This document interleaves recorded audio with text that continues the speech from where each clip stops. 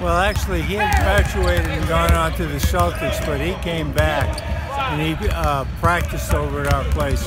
Right outside our office in Terre Haute was a track, and he ran on that track every morning. He had a German Shepherd dog, and then across the street was the Terre Haute Boys Club, and we would play at night over there, and a lot of the Pacers came over, and Mel Daniels still played, and I could still play a little bit, so there were some great games played there. But there's two things that Larry liked to do when he shot. One was called Make It, Take It, and the other one was called Horse.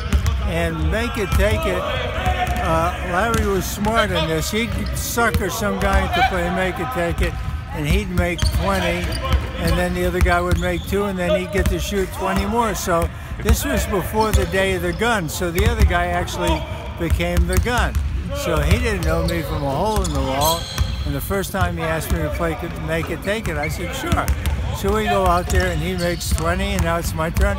Now I make 20. And he kind of looks at me a little funny, and he makes 20, and then I make 20. He goes, this is not a good game to play with him. He goes, let's play some horse.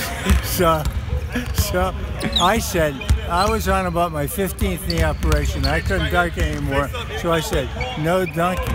And if you remember the Michael Jordan, Larry Bird commercials where he would turn to Larry and go, no dunking. Right. Well, it all started with me saying, no dunking. I love it. Yeah, I love it. Yeah. So then we would play, and Larry would get mad because he would shoot shots from all over the place. And I just picked 3 spots. Picked the top of the key, the right elbow, and the left elbow, and I would only shoot from those 3 spots, and it drove him crazy. He'd be shooting hook shots, and the whole key to beating him is you couldn't let him get the lead. Yeah. So you just had to keep on making it. And we played horse. I can't tell how many times. And some of the games lasted over an hour. Yeah. And it was a lot of fun. And when we played in a physical education facility, kids would find out that we were playing horse in the gym. We'd end up with 800, 1,000 people sitting there watching us play horse. It was a hoot.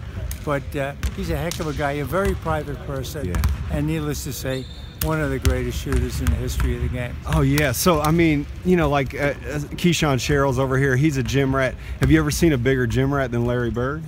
Not a bigger famous gym rat than Larry Bird. Yeah, yeah. So he works as hard as any. He worked, and it's obvious, but he worked as hard as anybody you've ever seen. Yeah. Anybody who's willing to be a garbage collector is willing to go out on the basketball court and work. He is a very unique guy. And, you know, you talk about maximizing your potential. He absolutely maximized his potential. And until his body started breaking down like it does with all of us who play hard, he was one of the best 2 or 3 guys in the league. Yeah.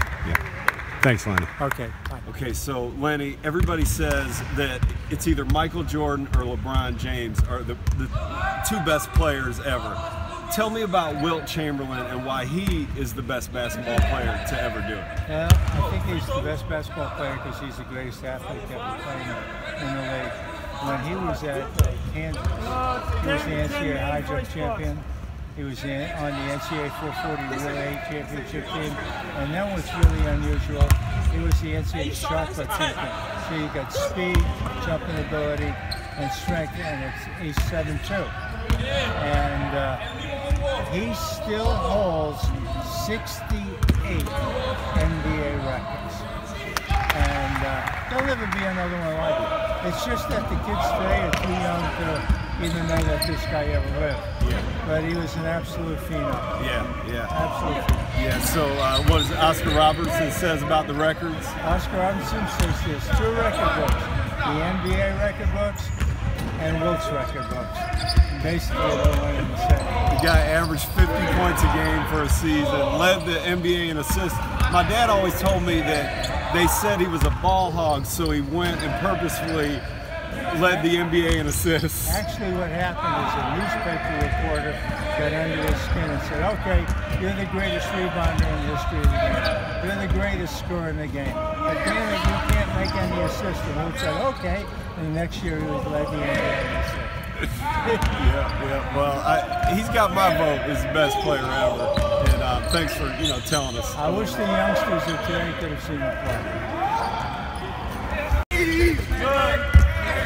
Communicate now. Lennie, tell me about the last time you were here.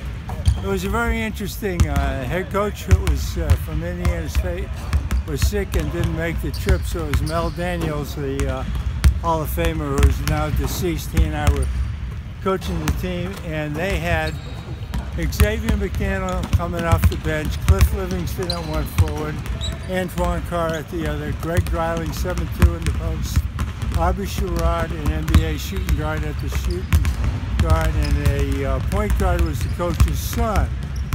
And this place was packed, and the place was hopping, and we got behind 14-4, and all 7-footer Mel Daniels stood up, and he turned to me and he said, "I can't take it." And he went over to the referee and he said, "Throw me out." And the referee threw him out of the game. And there I sat for 36 minutes.